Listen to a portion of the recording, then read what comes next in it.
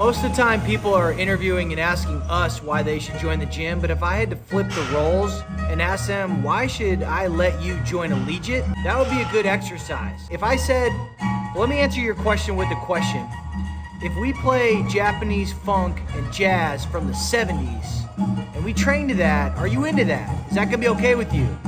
If they say anything other than hell yeah, you can't join.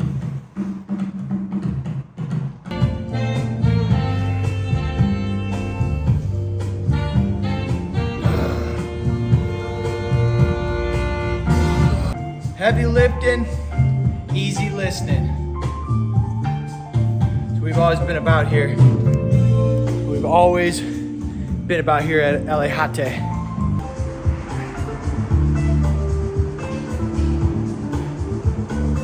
If you watched one of my last vlogs, I was talking about our studio managers and just hiring a new one and how long I worked front desk shifts to find the right person. Well, he put in his 2 weeks a couple days ago, and no hard feelings, but there was another job that came in that he forgot about that ended up coming back, and so he got it. The good news is we got a new gal that's coming in. She's gonna be awesome.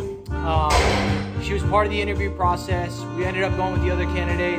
Circle back to her, timing was right, so we got her in. She's gonna start training, and the lesson there was like, gotta always have a full pipeline if you can of candidates, and then when you move on or you find one other candidate, like let that other person respectfully know kind of where they left off in the pipeline. And I was just transparent with her, you know, transparent with everybody, and everything happens for a reason, which is, don't know if that's fully true or if that's just a nice euphemism kind of way for us to justify things and make it easier on us. And you know, much like religion and belief in God is potentially just a whole lot of an easier answer to a giant existential question of what's it all mean and what are we all doing? Because if you don't have some sort of belief, like this is a pretty wild world out here, you know what I mean? But anyways, I digress. So we're gonna be good. We're getting back in the swing of things. We just closed a new member up in Santa Monica on the 6-week campaign. Those numbers have been not as compelling as they need to be. I'm gonna do another video here soon, just talking about the pipeline numbers. The number of appointments booked, the volume has definitely been up. The showed percentage, so-so, we're gonna improve that just by banging the pipeline, hitting the phones and booking those appointments. And the closed percentages, we started off really hot at like 78%, 78, rounded up to 80. We were ripping. But the last week we were like 30% closed. We need to see that with this campaign, probably in that like 50 minimum to 75. So that could be a quality of lead thing. That could be a pipeline maintenance thing. That could be a follow-up thing. It could be just volume thing. There's all sorts of things that go into it, right? But I'll tell you what doesn't go into it is this smooth 1970s jazz. Oh, Tony's got the jacket on. Let's take a look. Yeah, Tone, how's that feel, man? Feeling fresh, man. Looking good. Oh my God. Even dripping in the pant. How good is that jacket look, Mike?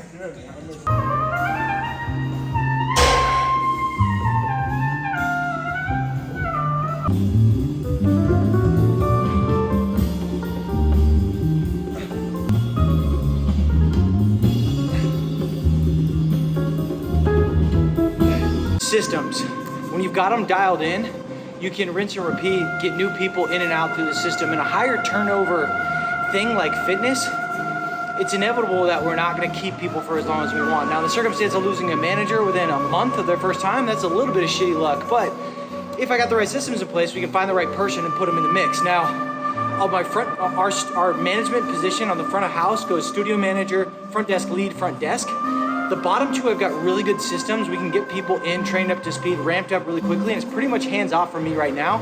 The manager side, I don't have as dialed in systems as I need to. So this is a great opportunity for me to build these things out in the future in our other locations or new locations, just inevitable part of the process. And we do everything that we possibly can to keep our managers, to incentivize them, commissions, good pay, fun working environment, et cetera, et cetera. But when you lose somebody and you have to fill their work, the more upfront investment that you can make building training systems the better off you're gonna be in the future, so you don't keep having to come back. So sure, I might spend 6 hours in onboarding meetings with somebody, and it's gonna take me double that time to build the systems, right? So it's gonna take me 12 hours, which would usually take 6, but that's gonna be an investment in future ones where I won't have to do the same 6-hour onboarding. It'll just be them watching the videos. And yeah, it'll be a little bit of touching base in-person stuff because you can't do it all over video, but the main content describing things I can get done over video,